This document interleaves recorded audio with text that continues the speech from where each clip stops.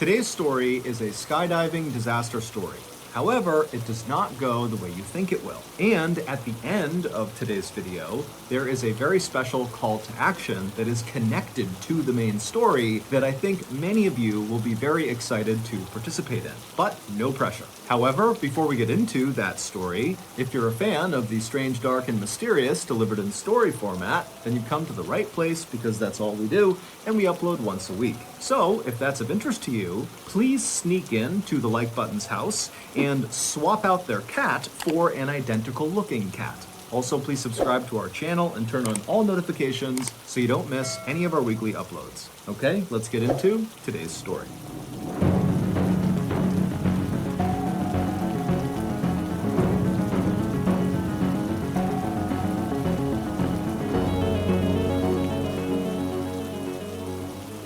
On the morning of August 1st, 2009, 44-year-old skydiving instructor David Hartsock pulled into the parking lot of Skydive Houston in Texas and then made his way inside. A few minutes later, and Dave, like the rest of his colleagues, was hard at work getting ready for the day before the facility opened up and the inevitable weekend rush began. Skydive Houston is actually just a private airport, and it's not really in Houston.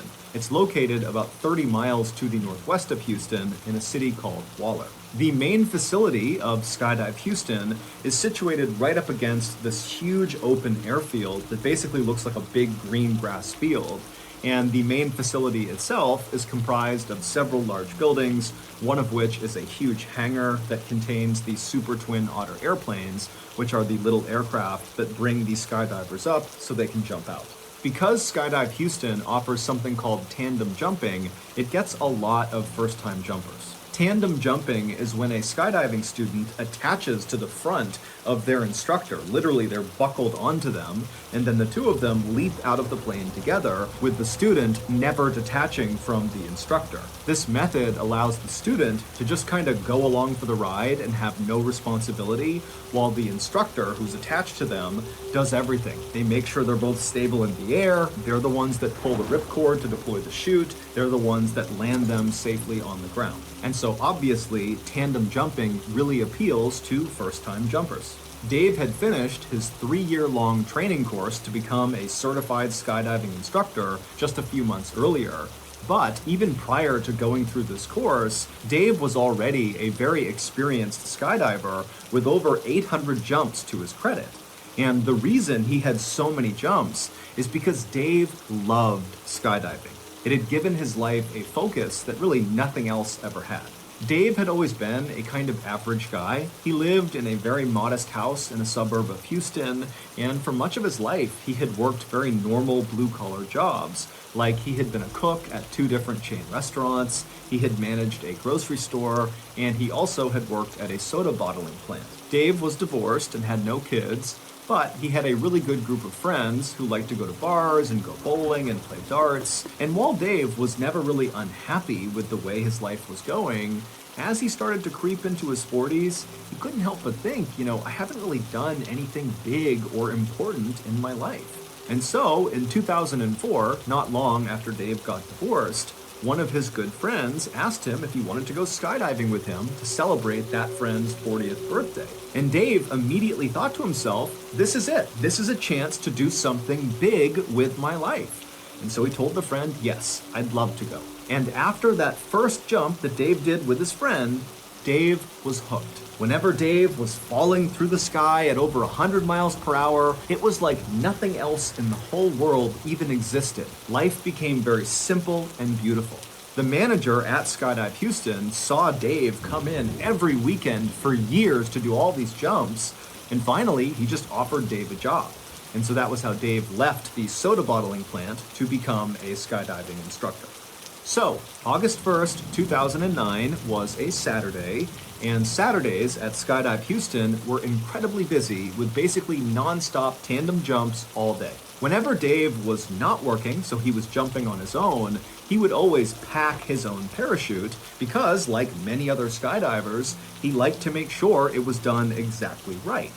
But when Dave was working, especially on Saturdays when it was so crazy busy, he didn't have time to pack and repack his parachute after every single jump because he was constantly being sent up again and again and again to take another student. And so instead, he would take one of the pre-packed parachutes that were left out for instructors inside of their clubhouse. That particular Saturday in August of 2009 went very quickly, with Dave going up one after another with different students and jumping out and pulling the chute and landing safely over and over again. And then finally, at the end of the day, right around 4 o'clock, when Dave was getting ready to be done for the day, his manager came up to him and said, "Hey, do you mind doing one more tandem jump?" And even though Dave was really exhausted, he's dripping sweat, it's super hot outside, he'd done 6 jumps that day, which was a lot, he said, "No problem."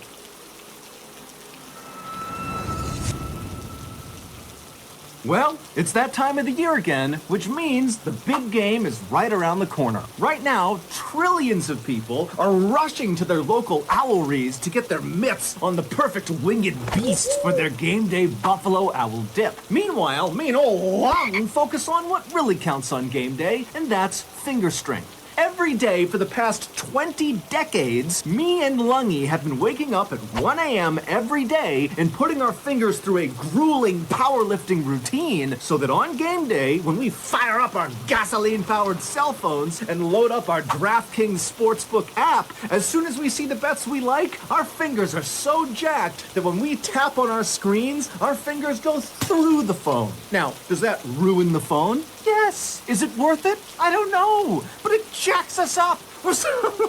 Now, does that ruin the phone? Yes. Now, does that ruin the phone? Yes. But is it worth it? Probably not. But it gets me and old Lungy jacked up on game day. So, if you want to be a betting behemoth like me and old Lung, then you better put that hooter back in the owlery and head to your local gym and start pumping some finger iron. Because this year, I'm teaming up with DraftKings to give all new customers a winning offer. All new customers have to do is sign up for DraftKings using my promo code, Mr. Ballin, and then bet at least $5 on the big game, and you will instantly receive an additional $200 in bonus bets. Yes, it really is that simple. New customers who bet $5 on the big game will get $200 extra in bonus bets. Wondering what you could use that $200 in bonus bets on? You could try same game parlays, where you combine multiple bets from one game, like which team will have the most passing yards and which team will have the first touchdown of the night for even bigger winnings. If mobile sports betting is not yet available in your state, don't worry, you can still get in on the fun with DraftKings Daily Fantasy. Download the DraftKings Sportsbook app now. New customers use promo code Mr. Ballin and bet $5 on the big game and get $200 instantly in bonus bets. Again, that's promo code Mr. Ballin only at DraftKings Sportsbook. Okay, back to the story.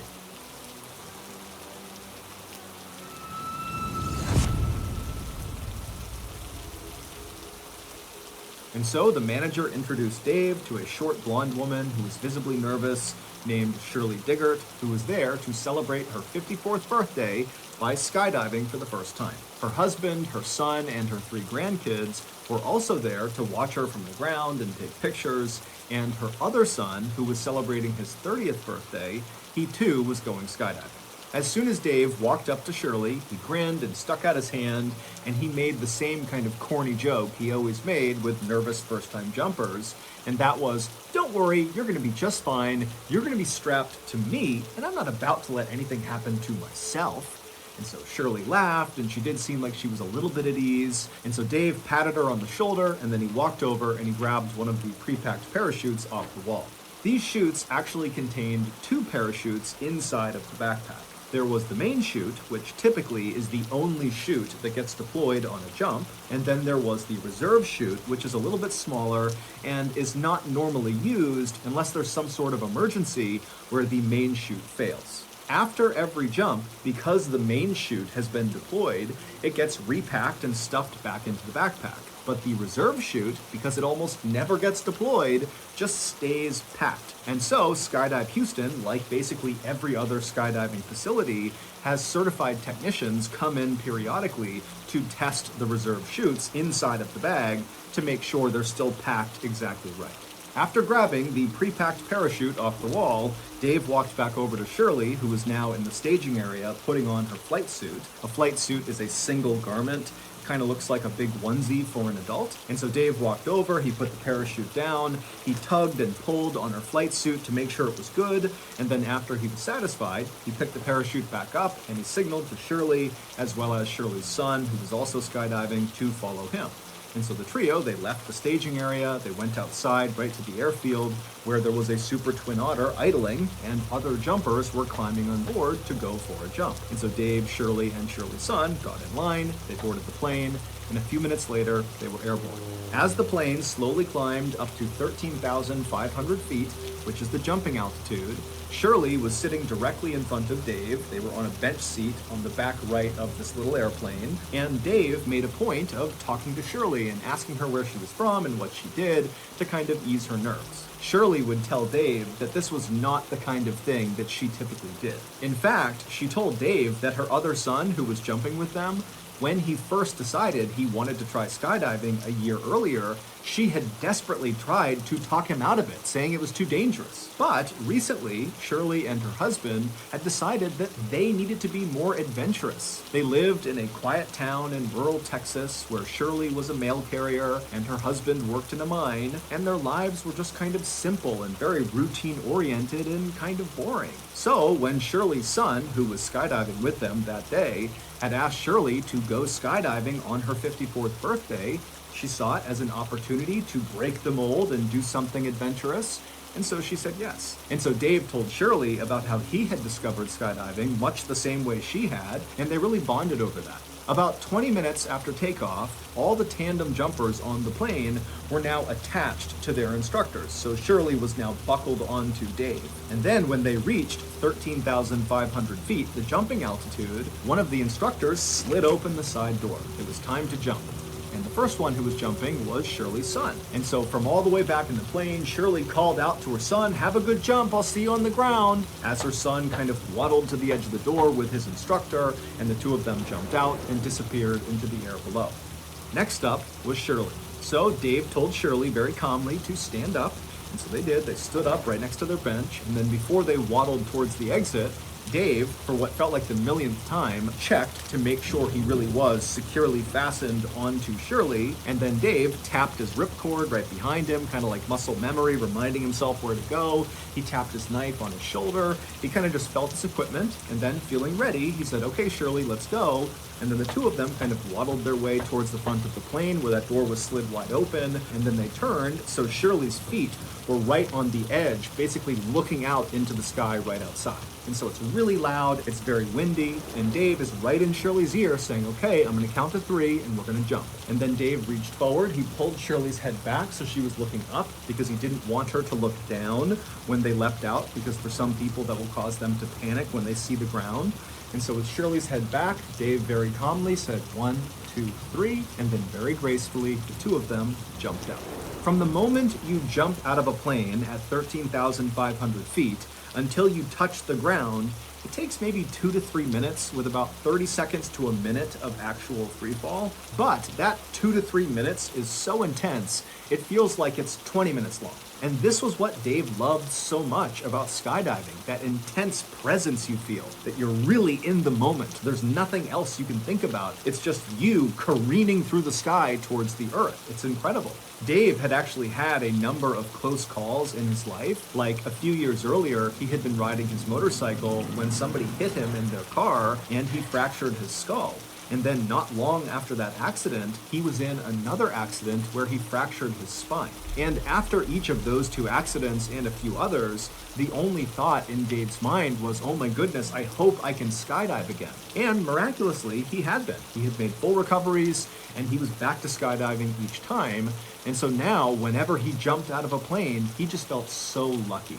The plan for that evening's jump was for Dave to rotate them 360 degrees 3 separate times so Shirley could get a full look down across Houston and all over Texas and just kind of see the world around her from so high up in the air. And then, whenever Dave noticed that they were at 5,000 feet using his wrist altimeter, which is basically like a watch that tells you how far you are from the ground, Dave would pull the ripcord, the main chute would deploy, and they would float gently down to the ground.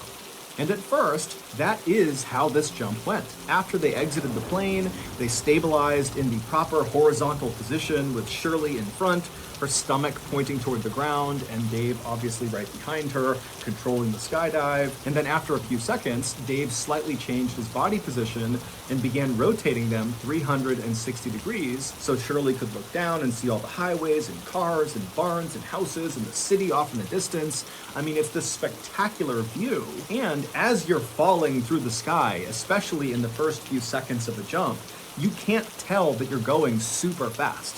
But you're going over 120 miles an hour, which is called terminal velocity. It's literally the fastest you can fall in the air.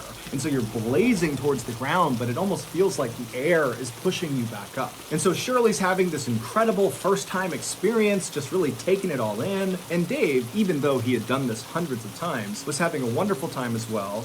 But Dave really was just focused on his altimeter, because when they hit 5,000 feet, he needed to pull the parachute. And so they're cruising along, Dave's checking his altimeter over and over again, and then finally he sees 5,000 feet. He quickly looks around him to scan for any other jumpers. He's clear, and so he reached back and he pulled his ripcord handle for his main chute. Now, normally when you deploy your main parachute, depending on what kind of parachute you're using, there's actually kind of a slow unfurling. It's not like suddenly the chute is deployed and then you just stop. That would not work. You'd get destroyed every time you skydive.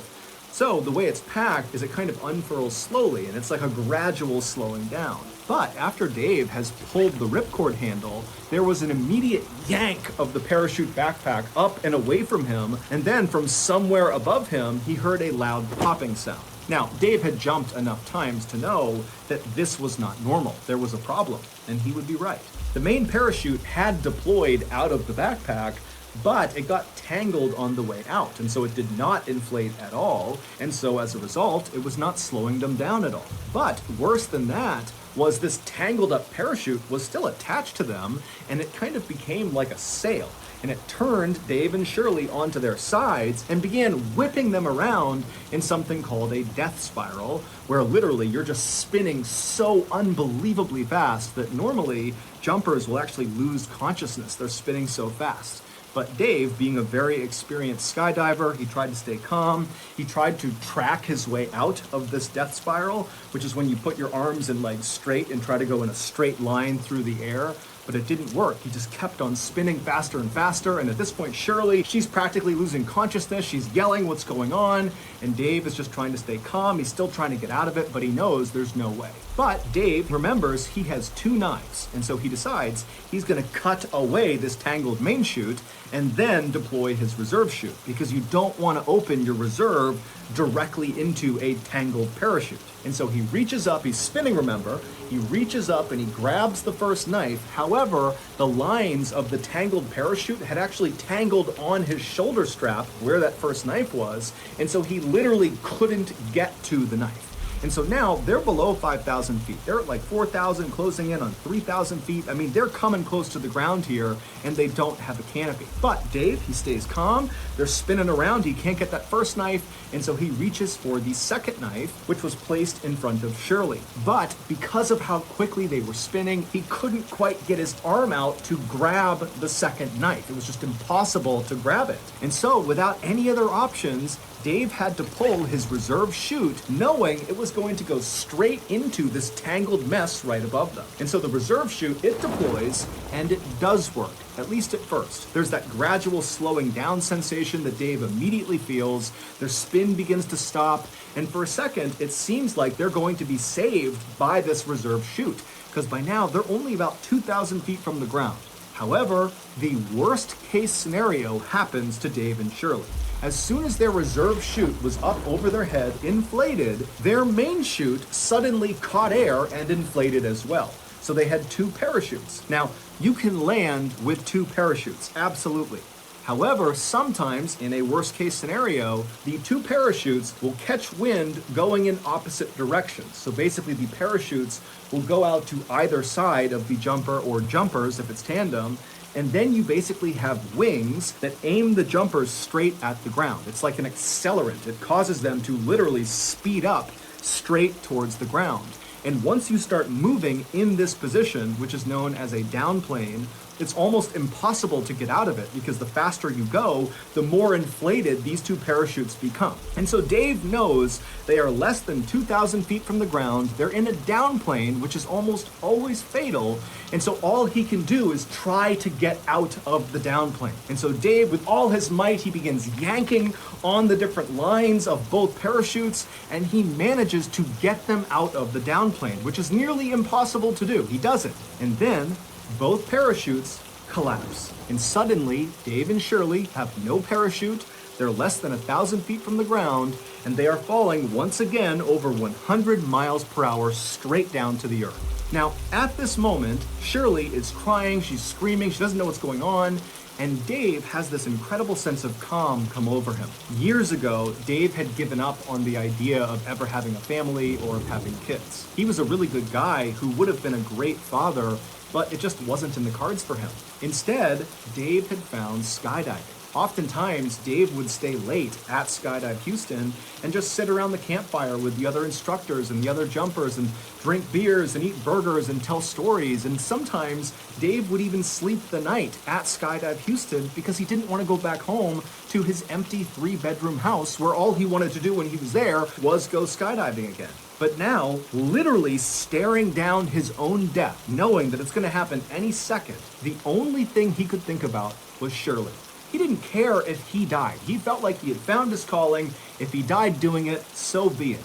But Shirley, her husband, her son on the ground, her son skydiving, her 3 grandkids, they're going to see Shirley hit the ground and die. He just couldn't handle it. He thought, I have to do something to protect Shirley. And with only a few hundred feet to the ground, Dave yelled to Shirley, "Tuck your knees up." And Shirley immediately did it. She threw her knees up, and as she did, Dave pulled back as hard as he possibly could on the risers and the toggles in an attempt to switch places with Shirley. Shirley was in front of him. Her body's going to hit the ground first.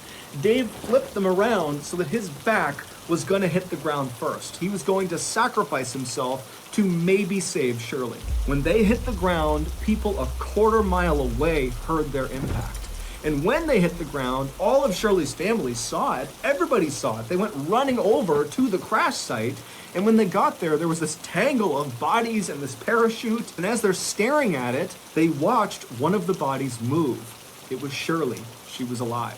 After paramedics arrived, they cut her off of Dave's body and they rushed her to the hospital where she had serious injuries. She had several broken vertebrae and very significant internal injuries, but none of them were life-threatening. She would survive.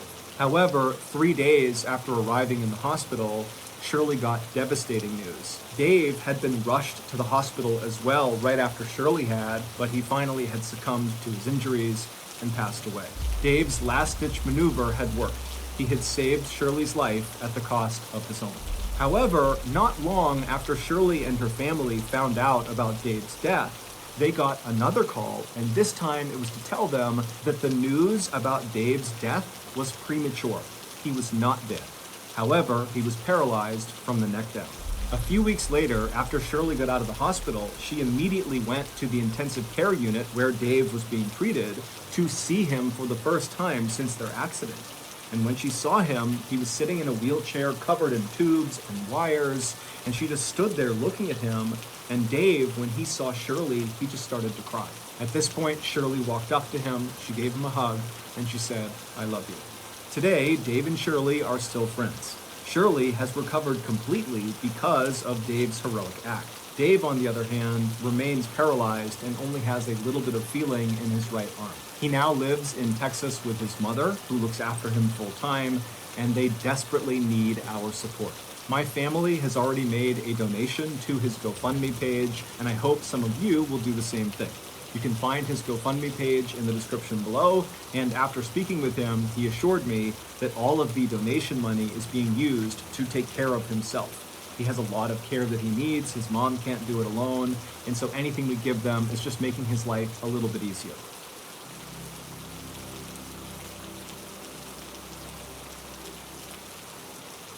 I always tell my oldest daughter to do things that scare her, because oftentimes those are the things we actually want to do the most. And so today I'm going to live up to what I always tell my kid to do, because today I'm announcing my first ever live storytelling show. Doing a live event has always been so interesting to me, but it's actually just kind of terrified me, and so I gotta do it. It's going to be a digital live experience on February 16th, so roughly 2 weeks from now, and because it's so close to Valentine's Day, we decided to call this show the Valentine's Day Show. And this 1 hour long show will just be me at my desk with no script, telling you crazy, strange, dark, and mysterious stories in real time. If this first show goes really well and people enjoy it and they want more of it, then I think there's a real chance we transition to a full-scale tour where maybe I could be telling live stories in campgrounds or in locations where some of these stories have taken place. We don't know yet, but it all starts with this first show. So to show your support and to tell us that you want a live tour, go get your tickets now. There's even some really cool special limited edition Valentine's Day merch that you can get as part of a ticket bundle. Also, I'll be doing a live Q&A after the show that you can get a pass to as well. Go to moment.co/Mr. Ballin to get your tickets, to get your merch, to get your after party passes. Again, that's moment.co/Mr. Ballin. Happy Valentine's Day. So that's going to do it. If you got something out of today's episode and you haven't done this already, please sneak into the like button's house and replace their cat with an identical looking cat. Also, please subscribe to our channel and turn on all notifications so you don't miss any of our weekly uploads. We now have a podcast called the Mr. Ballin Podcast that puts out brand new podcast exclusive stories on Monday mornings, and on Thursday mornings we put up the remastered audio of our best YouTube videos. Again, it's called the Mr. Ballin Podcast, and it's available exclusively on Amazon Music. We have 2 additional YouTube channels. One is called Mr. Ballin Shorts. The other is called Mr. Ballin en Espanol. We post near daily content on TikTok, Facebook, and Snapchat. All of those pages are just called Mr. Ballin. If you want to get in touch with me, please follow me on any major social media platform and then send me a direct message. My username is just @MrBallin, and I really do read the majority of my DMs. Check out our merch at shopmrballin.com, and if you have a story suggestion, please submit it to our subreddit just called Mr. Ballin. It's linked in the description below. So whether I see you on Instagram, Twitter, TikTok, Reddit, YouTube, Facebook, other YouTube channels, the podcast, wherever, just know that I really appreciate your support, and until next time, that's going to do it. See ya.